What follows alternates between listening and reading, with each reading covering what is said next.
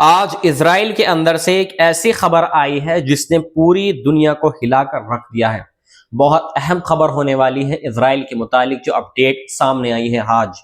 क्योंकि 10 अक्टूबर के बाद जब सीज फायर हुआ, सीज फायर के बावजूद बराबर सीज फायर की तौहीन हो रही है, लोगों को मारा जा रहा है। लेकिन हमास जो सीज फायर मुआहदा था इजराइल के साथ में, बराबर वो इसको फिलफिल कर रहा है। लेकिन इसके बावजूद कोई ना कोई बहाने से इजराइल गजा पर एयर स्ट्राइक कर रहा है, ये कहकर कि हमास के ठिकाने हैं।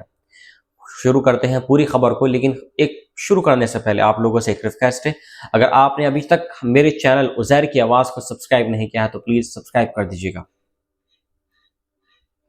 आज इजराइल के अंदर से एक ऐसी खबर आई है जिसने पूरी दुनिया को हिलाकर रख दिया है। इजराइल की सेना की सबसे बड़ी वकील मेजर जनरल दियाफ तोमर यरूशलेमी जो गिरफ्तार कर ली गई है।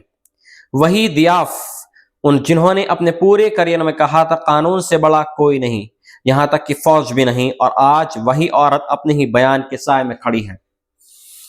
बतौर मुल्जिम इजराइल की सरजमी पर यह मामला अब सिर्फ एक वीडियो का नहीं रहा। यह सवाल बन चुका है, क्या सच्चाई दिखाना गुनाह है, और क्या एक मुल्क अपने जमीर से भी डर सकता है। कहानी शुरू होती है अगस्त 2024 से।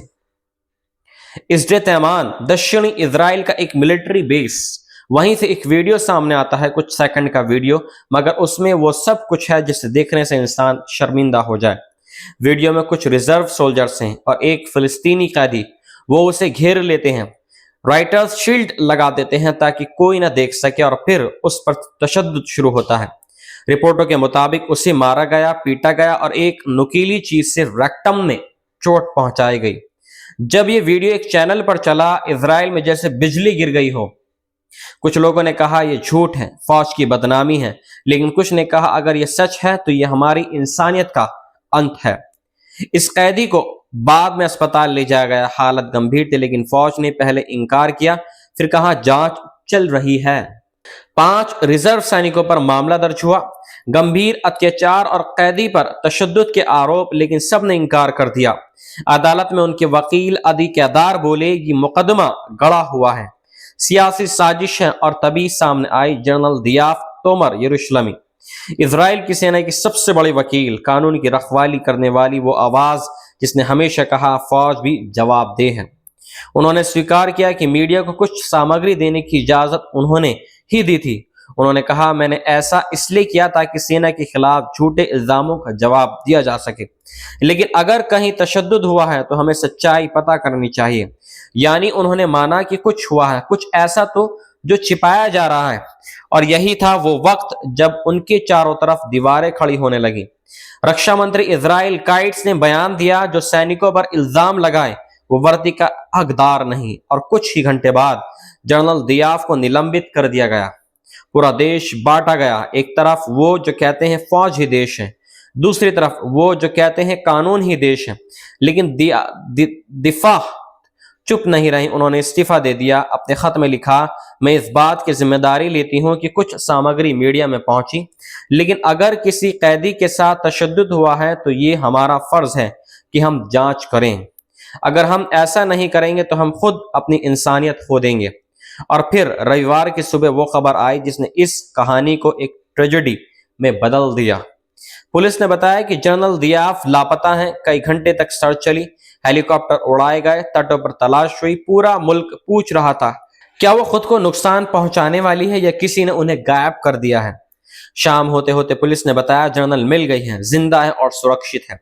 लेकिन राहत ज्यादा देर नहीं चली।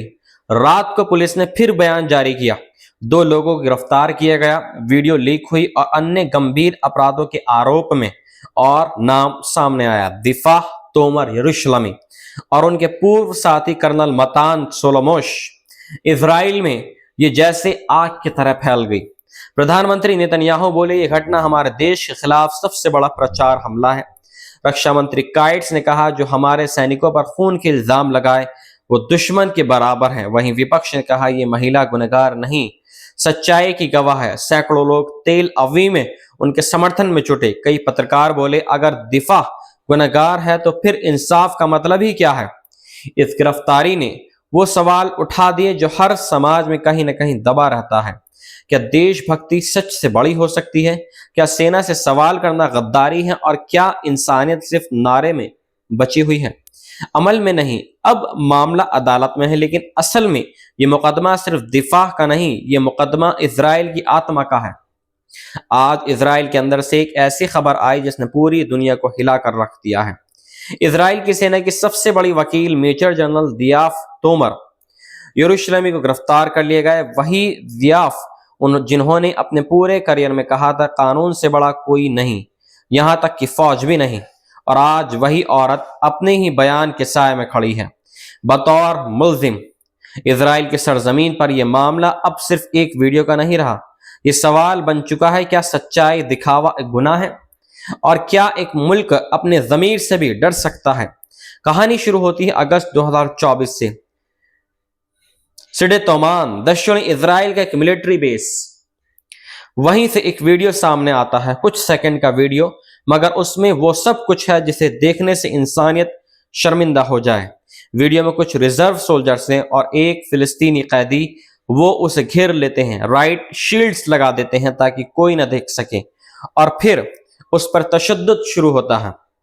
रिपोर्ट के मुताबिक उसे मारा गया, पीटा गया और एक नुकीली चीज से रेक्टम में चोट पहुंचाई गई। जब ये वीडियो एक चैनल पर चला, इजराइल में जैसे बिजली गिर गई। कुछ लोगों ने कहा यह झूठ है, फौज की बदनामी है, लेकिन कुछ ने कहा अगर ये सच है तो ये हमारी इंसानियत का अंत है। इस कैदी को बाद में अस्पताल ले जाया गया, हालात गंभीर थी, लेकिन फौज ने पहले इनकार कर दिया, फिर कहा जांच चल रही है। 5 रिजर्व सैनिकों पर मामला दर्ज हुआ, गंभीर अत्याचार और कैदी पर तशद्दुद के आरोप, लेकिन सब ने इनकार कर दिया। अदालत में उनके वकील अदी केदार बोले ये मुकदमा गढ़ा हुआ है, सियासी साजिश है, और तभी सामने आई जनरल दिफा तोमर यरूशलेमी, इजराइल की सेना की सबसे बड़ी वकील, कानून की रखवाली करने वाली वो आवाज जिसने हमेशा कहा फौज भी जवाबदेह है। उन्होंने स्वीकार किया कि मीडिया को कुछ सामग्री देने की इजाजत नहीं उन्होंने ही दी थी। उन्होंने कहा मैंने ऐसा इसलिए किया ताकि सेना के खिलाफ झूठे इल्जामों का जवाब दिया जा सके, लेकिन अगर कहीं तशद्दुद हुआ है तो हमें सच्चाई पता करनी ही होगी। यानी उन्होंने माना कि कुछ हुआ है, कुछ ऐसा जो छिपाया जा रहा है, और यही था वो वक्त जब उनके चारों तरफ दीवारें खड़ी होने लगी। रक्षा मंत्री इजराइल काइट्स ने बयान दिया जो सैनिकों पर इल्जाम लगाए वो वर्दी का हकदार नहीं,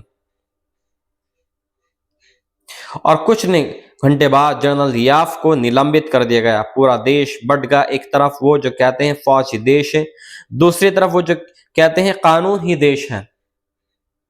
लेकिन याफात चुप नहीं रही, उन्होंने इस्तीफा दे दिया। अपने खत में लिखा मैं इस बात की जिम्मेदारी लेती हूं कि कुछ सामग्री मीडिया में पहुंचेगी, लेकिन अगर किसी कैदी के साथ तशद्दुद हुआ है तो यह हमारा फर्ज नहीं है, फर्ज है कि हम जांच करें। अगर हम ऐसा नहीं करेंगे तो हम खुद अपनी इंसानियत खो देंगे। और फिर रविवार की सुबह वो खबर आई जिसने इस कहानी को एक ट्रेजेडी में बदल दिया। पुलिस ने बताया कि जनरल याफात लापता है। कई घंटे तक सर्च ऑपरेशन चला, हेलीकॉप्टर उड़ाए गए, तटों पर तलाश हुई, पूरा मुल्क पूछ रहा था क्या वो खुद को नुकसान पहुंचाने वाली है या किसी ने उन्हें गायब कर दिया है। शाम होते होते पुलिस ने बताया जनरल मिल गई हैं, जिंदा हैं और सुरक्षित हैं। लेकिन राहत ज्यादा देर सुरक्षित नहीं रही। रात को पुलिस ने फिर बयान जारी किया, 2 लोगों को गिरफ्तार किया गया। वीडियो को लीक और अन्य गंभीर अपराधों के बारोब में, और नाम सामने आया दियाफात तोमर यरूशलेमी और उनके पूर्व साथी कर्नल मतान सोलोमोश। इजराइल में ये जैसे आग की तरह फैल गई। प्रधानमंत्री नेतन्याहू बोले ये घटना हमारे देश के खिलाफ सबसे बड़ा झूठा प्रचार हमला है।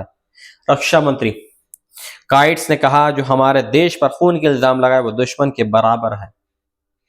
ये थी आज की रिपोर्ट इजराइल की तरफ से जो वो फिलिस्तीनों पर तशद्दुद कर रहा है। मिलता हूं मैं आपसे एक नई रिपोर्ट के साथ में। जय हिंद।